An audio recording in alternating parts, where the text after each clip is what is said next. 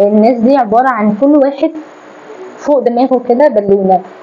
البالونة دي بقى فيها أفكاره ومشاعره وتربيته ومشاكله الشخصية، وفيها شغله أو دراسته، فيها الحاجات اللي هو بيمر بيها، فيها هو عايز يعمل ايه وطفل. هو في حاجات كتير في كل واحد ماشي بالبالونة دي.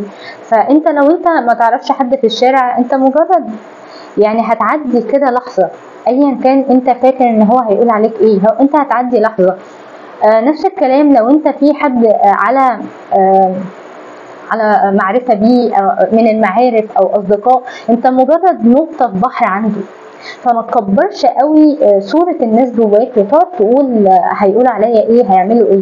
افتكر كويس ان اي حاجة بتوقفك عشان تحققها عشان خايف من كلام الناس، انت اللي هتزعل في الاخر، مفيش حد هيزعل تاني. وانا جايه لك اهو والله من المستقبل بقول لك، انا جايه لك بقول لك ان مفيش حد هيزعل غيرك، وانت اللي هتندم على حاجات كتير كنت عايز تعملها وما عملتهاش.